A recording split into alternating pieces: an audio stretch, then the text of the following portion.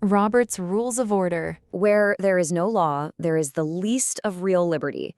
Think about that for a second. We usually think of rules as, well, things that restrict us, right? But when it comes to true freedom and democratic representation, impartial rules are actually the exact things guaranteeing our liberty.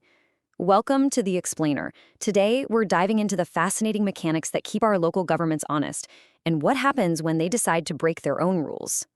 We're looking at the architecture of democratic accountability, essentially a civic enforcement guide. Because here's the incredibly important core premise. Without a rigorous, legally enforceable system to govern meetings, municipal boards and city councils inevitably crash into one of two destructive states. They either become victims of authoritarian railroading by some dominant faction, or they just sink into total chaotic dysfunction and gridlock. Okay, let's dive right into this.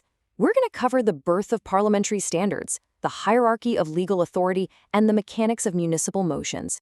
From there, we'll shift gears into a really powerful, actionable toolkit, spotting illegal procedural abuse, overriding governmental immunity, and finally, the Citizen Action Plan. Let's get started. Section 1. The birth of parliamentary standards, from battlefield to boardroom. To understand the rules we use today, we have to look at where they actually came from. And spoiler alert, they weren't designed by some politician in a vacuum. They were designed to fix localized chaos. Meet Henry Martyn Robert. Born in South Carolina in 1837, Robert wasn't a lawyer, he was a military engineer. During the Civil War, he literally built critical defenses for the Union Army.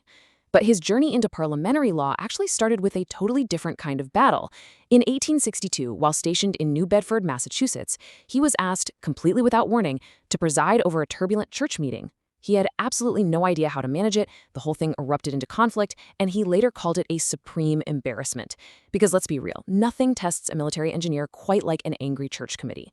Driven by that engineer's mindset, he studied congressional rules and adapted them for everyday citizens, publishing his very first pocket manual in 1876. Fast forward to today, and we are up to the 12th edition, which dropped in 2020.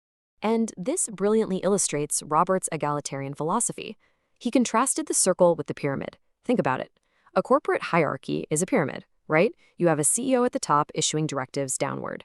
But a deliberative assembly, like your local city council, is a circle. Every single member has equal standing. The chairperson isn't a master, they are simply a servant of the assembly. The majority gets to decide, for sure, but the minority always, absolutely always, retains the fundamental right to be heard. Section 2. Hierarchy of legal authority. Where do the rules rank? So where do these rules actually rank in the grand scheme of the law? Because an estimated 85 to 90% of local boards formally adopt Robert's rules, so we really need to know exactly how binding they are. At the very top of the legal hierarchy, you've got federal and state law, things like open meetings laws. Then all the way down at rank 6, you have parliamentary authority, which is Robert's rules.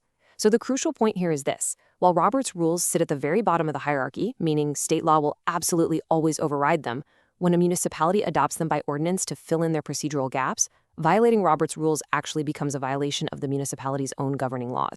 Section 3. Mechanics of municipal motions. The engine of deliberative action.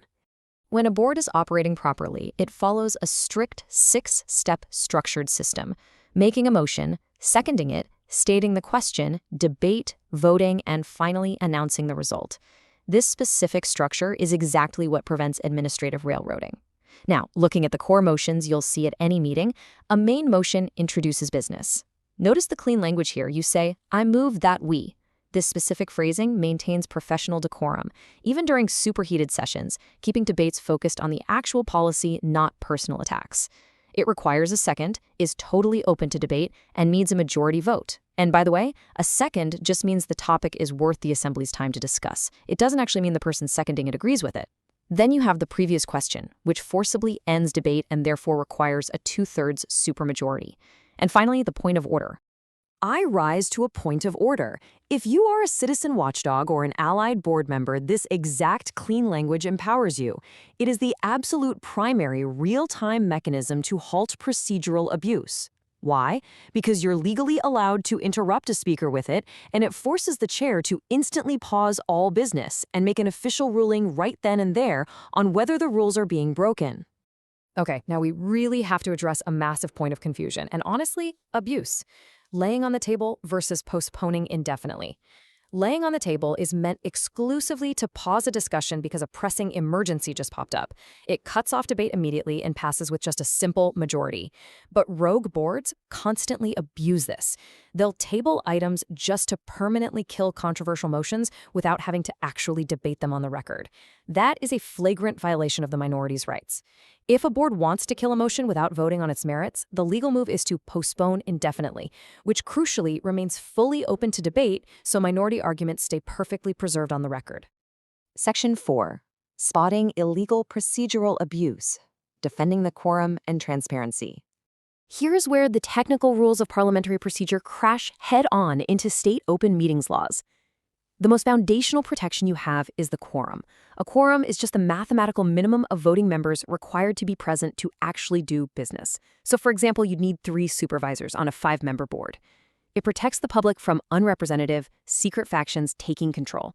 If substantive business is conducted without a quorum, the action isn't just frowned upon, it is legally null and void. And it's presumed to exist until a member or the chair notices the absence. But of course, rogue boards have figured out an insidious way around this. It's called a walking quorum.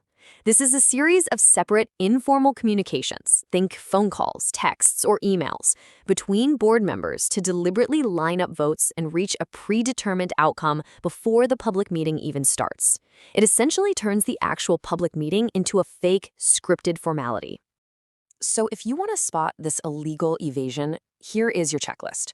You've got to look out for hidden sequential telephone calls, secret one-on-one meetings behind closed doors, strategic email threads, and even gathering a negative quorum, which is just getting enough members to agree to block an action in secret. State Supreme Courts consistently rule that these evasive tactics are fully prosecutable violations. Oh, and using secret ballots in an open session, explicitly illegal in most states. The public has an absolute right to know exactly how their representatives vote. Section 5. Overriding governmental immunity, the legal hook. Let's move to the pivot point and see how this builds. How do broken rules actually become actionable lawsuits? Well, local officials usually have what's called discretionary immunity. This protects them from being sued when they're making judgment calls, like, say, deciding how to allocate budget funds. But the law also recognizes a ministerial duty. This is an absolute, clearly defined task imposed by law where the official has literally zero room for judgment. So the legal hook here is this. When a municipality formally adopts Robert's rules or a specific meeting procedure via ordinance, following those rules stops being a choice. It transforms into a legally binding ministerial duty. And failure to execute a ministerial duty strips an official of their governmental immunity entirely. Section 6. The Citizen Action Plan, holding rogue boards accountable. Now, what's really interesting about this next part is that it gives you a clear, escalating 4-step action plan to force compliance and exact legal penalties. You go from on-the-record documentation to a verified complaint to the district attorney to a writ of mandamus, and finally a recall petition. Let's break down steps 1 and 2. First up, document absolutely everything on the record. Courts rely exclusively on documented minutes, and remember, minutes record what was actually done, not what was said. So if a board skips a rule, an allied member must raise a point of order just to get that objection formally on the record. Citizens should also organize focused public testimony to ensure their objections are minuted, and record video or audio as objective evidence to prove intentional violations. Once you have that hard evidence, step 2 is to draft a notarized verified complaint. You include the specific facts, the names, your video exhibits, and you submit it directly to the local district attorney. This can actually lead to personal financial fines for rogue officials, fines that the city is legally not allowed to reimburse them for. If that fails, step 3 is the writ of mandamus. This is an extraordinary legal order from a superior court that literally compels a board to fulfill their ministerial duty. Now, you can't use it to force them to vote yes or no on an issue, because that's discretionary, but if they suppress civic rights, like refusing to produce public records or refusing to hold a legally mandated public hearing, you can absolutely petition a court for a mandamus writ to force immediate action. And disobeying it, that puts the officials in direct contempt of court. Finally, step 4, the recall petition. When a board is chronically weaponizing parliamentary procedure to hide from the public, this is the ultimate electoral remedy.